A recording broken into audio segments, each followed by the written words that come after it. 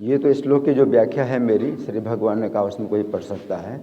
आज के श्लोक की चर्चा हम करें तो यहाँ प्रहलाद महाराज जो भगवान की स्तुति कर रहे हैं, वास्तव में वे तैयार नहीं थे भगवान के सामने जाने के लिए।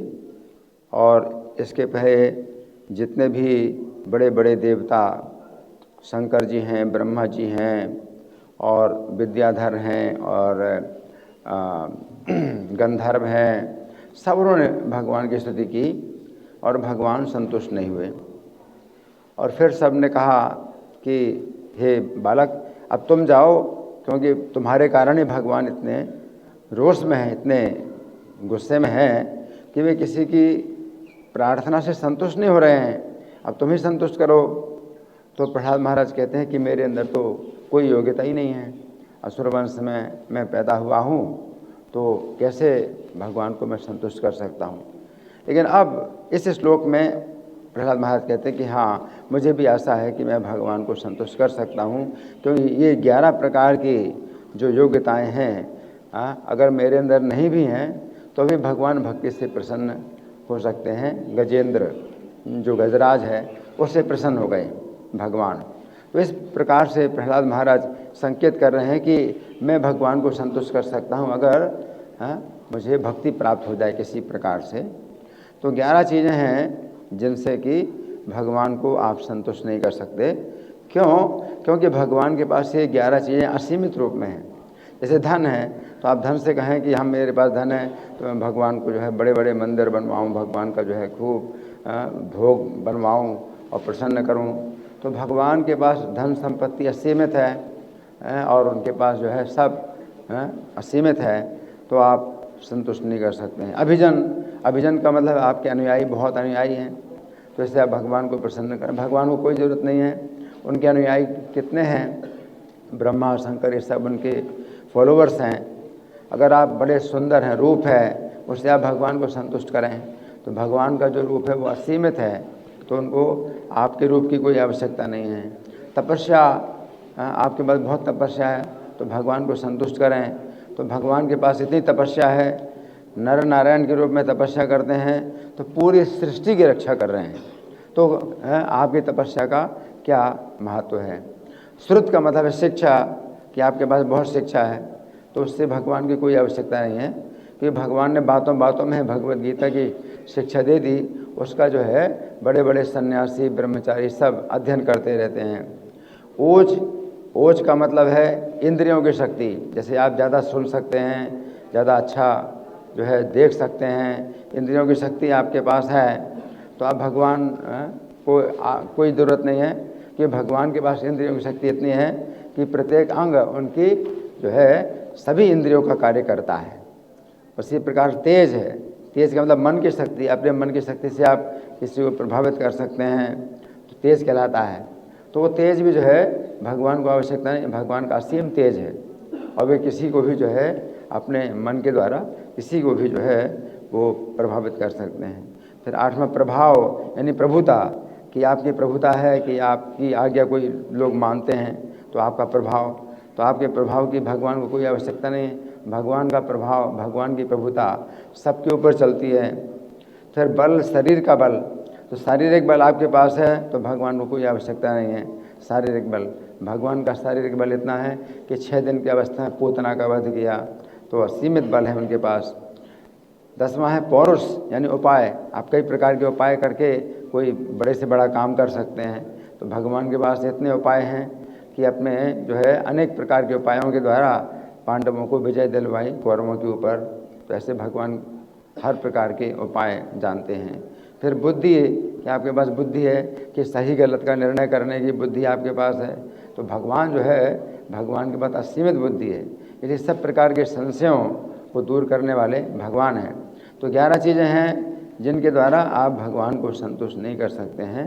लेकिन फिर कहा भक्त्या ततोष भगवान गज यूथ पाए, जो गजेंद्र को जो है गजेंद्र ने भगवान को संतुष्ट किया केवल भक्ति के द्वारा। तो गजेंद्र के अंदर कुछ भी चीज़ नहीं थी। जैसे धन कहें तो धन, गजेंद्र के पास धन क्या था, कुछ भी धन नहीं था, वो तो पशु योनि में है। अभिजन, उसके बहुत से अभिजन थे, उसके बहुत सी हथिनियाँ और बच्चे थे उसके, परंतु सब चले गए उसको छोड़ करके। अभिजन कहाँ है उसके पास। फिर रूप बड़ा सुंदर, मान लीजिए उसको गजेंद्र बड़ा सुंदर रूप था, लेकिन शरीर से इतना खून निकल गया उसका, अब रूप क्या, अब रूप खत्म हो गया उसका। तपस्या, तो तपस्या गजेंद्र के पास जो भी तपस्या थी, अब तपस्या का जो है उसके पास कोई बल नहीं कि अपनी तपस्या से वो कुछ भी कर पाए। श्रुत का मतलब शिक्षा, तो शिक्षा उसके पास जितनी भी शिक्षा थी, अभी कोई भी शिक्षा उसकी काम नहीं कर रही, क्योंकि बहुत कष्ट में था वो। ओज का मतलब इंद्रियों की शक्ति, तो इंद्रियों की शक्ति गजेंद्र के पास चाहे जितनी भी हो, यहाँ वो संकट से छूट नहीं सकता है। तो उसके पास इंद्रियों की शक्ति भी समाप्त हो गई पूरी। तेज है यानी मन की शक्ति, अब उसका मन भी जो है काम नहीं कर रहा है, क्योंकि उसका जो है सब कुछ संकट में जो है वो पड़ा हुआ है। फिर आठवां प्रभाव प्रभुता, तो उसकी प्रभुता, अब उसकी प्रभुता कहाँ रही, क्योंकि उस संकट में, इतना बड़े संकट में पड़ा हुआ है कि अब उसके जो है जो उसके उसमें थे, उसके जो है नियंत्रण में थे, तो कोई अब उसके नियंत्रण में नहीं है। और उसका बल, शरीर का बल भी पूरा समाप्त हो गया है, क्योंकि 10,000 साल तक उसके शरीर से खून निकलता रहा। 10वां है पौरुष, उसके पास अब कोई उपाय नहीं रहा उस संकट से छूटने का। मनुष्य के पास तो उपाय होता है कि वो जो है गोली मार सकते हैं, मगरमच्छ को कुछ भी कर सकते हैं, लेकिन हाथी के पास उसका कोई पौरुष नहीं है। और बुद्धि, अब उसकी बुद्धि कुछ भी काम नहीं कर रही कि वो क्या करे, कैसे करे। तो केवल अब वो उसने भक्ति से ही भगवान को संतुष्ट किया कि आप मेरी रक्षा करो। अब मेरे पास कुछ भी चीज़ें नहीं है, 11 प्रकार की चीज़ों में से कोई भी चीज़ मेरे पास नहीं है कि मैं अपनी रक्षा कर पाऊँ। इन चीज़ों से मेरी रक्षा नहीं हो सकती है, आप केवल एकमात्र आप ही हैं जो मेरी रक्षा करने वाले हैं। तो इस प्रकार से प्रहलाद महाराज कहते हैं, भक्त्या तो से भगवान गज योध पाए। तो भगवान एकमात्र भक्ति से ही प्रसन्न होते हैं।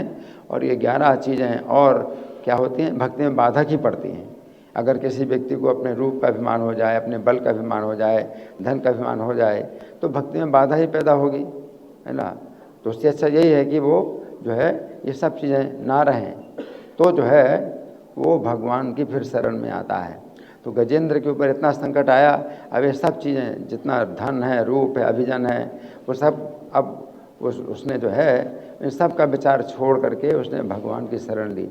तो इसलिए भगवान भी कहते हैं, जिसके ऊपर मैं प्रसन्न होता हूँ तो उसके इन चीज़ों को हरण कर लेता हूँ। ये जो 11 प्रकार की चीज़ें हैं तो उनका मैं हरण कर लेता हूँ। यस्याहम अनुग्रहणामि हरिष्ये तद्धनम सनय, तो धीरे धीरे उसका वो धन हरण कर लेता हूँ। तो धन का मतलब 11 चीज़ों में से कोई भी चीज़ वो धन कही जा सकती है जो कि भक्ति में बाधक हो, जिस चीज़ का उसको अभिमान हो, तो वही जो है धन है उसका। चाहे रूप का अभिमान है तो वही रूप उसका धन है, किसी को तपस्या का अभिमान है तो तपस्या धन है, तपस्या। श्रुत का ध्यान है, श्रुत का अभिमान है तो श्रुत धन, श्रुति धन, है ना। इस प्रकार के जितने भी धन हैं, 11 प्रकार के धन में से जिस भी धन का उसको अभिमान है, भगवान कहते हैं मैं उसका धन हरण कर लेता हूँ। और जब धन हरण कर लेता हूँ, अब उसका अभिमान चला गया, अभिमान चला गया, तो अब वो जो है अनन्य भाव से भगवान की शरण लेता है। तो जब भगवान की शरण अनन्य भाव से कोई लेता है, प्रभुपाद ने भी भगवान की शरण अनन्य भाव से ली, क्योंकि जब विदेश में थे, अब उनके पास जो है कोई भी मतलब शक्ति नहीं थी कि वे जो है कुछ कार्य कर सकें और ऐसे न्यूयॉर्क शहर में लोगों को संदेश दे सकें। कोई ना उनसे सुनने वाला है, ना कोई उनको सन्यासी जान करके कोई आदर देगा, महत्व देगा, है ना। तो उनके पास कोई उपाय नहीं था। सब प्रकार के उपाय, सब प्रकार की शक्तियाँ, सब प्रकार की संपत्तियाँ, कुछ भी मतलब उनके पास नहीं है कि लोगों को आकर्षित कर पाएंगे। तो उन्होंने फिर यही प्रार्थना की, क्या आप जो है इनके हृदय में स्थित हैं, तो इनको जो है आप मेरे पास लाइए और मेरे जो है शब्दों में भी आप ऐसी शक्ति दीजिए, या मुझे ऐसे शब्द दीजिए कि मैं इनको कुछ बोल सकूं, बता सकूं, उनके हृदय में प्रवेश हो पाएँ मेरे शब्द। और इस प्रकार से जो है प्रभुपाद जो है भगवान से जो है प्रार्थना करते हैं। तो प्रभुपाद ने अपने को किंचन और सबसे ज़्यादा अभागा मान करके भगवान की शरण ली कि ना मेरे पास भाग्य का बल है, ना मेरे पास धन का बल है, ना मेरे पास रूप का बल है, ना मेरे पास शरीर का बल है, ना मेरे पास शिक्षा का बल है, मेरे पास कोई बल नहीं है या कोई भी धन नहीं है मेरे पास। आप जो है अब अगर लाए हैं मुझे यहाँ पर किसी कार्य के द्वारा कार्य कराने के लिए, तो आप जो है मुझे अपनी कठपुतली बनाइए और मुझे नचाइए। तो अपने हाथ की कठपुतली में कोई शक्ति नहीं होती है, वो हिल भी नहीं सकती, लेकिन जो सूत्रधार होता है उसको जैसे हिलाता है वैसे हिलती है, जैसे नचाता है वैसे नाचती है। तो प्रभुपाद कहते हैं मुझे अपने हाथ की कठपुतली बनाइए। तो इस प्रकार से जब प्रभुपाद ने भगवान की शरण ली, तब भगवान ने जो है उनके कार्य को जो है संभाला। तो जब तक हम लोग जो है अपनी शक्ति अपने बल से कुछ सोचते हैं कि मैं ये कार्य कर सकता हूँ, वो कार्य कर सकता हूँ, तब तक भगवान कहते हैं ठीक है, ट्राई करो हाँ। लेकिन जब हमारी शक्ति हमारे बल सब जो है फेल हो जाते हैं, असफल हो जाते हैं, और हम भगवान से जो है अब दीनता के साथ प्रार्थना करते हैं। ईश्वरस्य अभिमान द्वेषत्वात् दैन्य प्रियत्वाच्च। ईश्वर को अभिमान से नफरत है और दीनता प्रिय है। तो प्रभुपाद के अंदर दीनता थी, तो दीनता के द्वारा जो है उन्होंने भगवान को अपने बस में कर लिया। तो दीनता के द्वारा आप भगवान को बस में कर सकते हैं, अभिमान के द्वारा जो है आप कुछ भी नहीं कर पाएंगे। भगवान को बहुत नफरत होती है अभिमान से। तो यहाँ पर प्रहलाद महाराज यही बात बताते हैं, दीनता से जो है उन्होंने नरसिंह भगवान की प्रार्थना की, स्तुति की, और भगवान जो उनसे प्रसन्न हुए। हरे कृष्ण।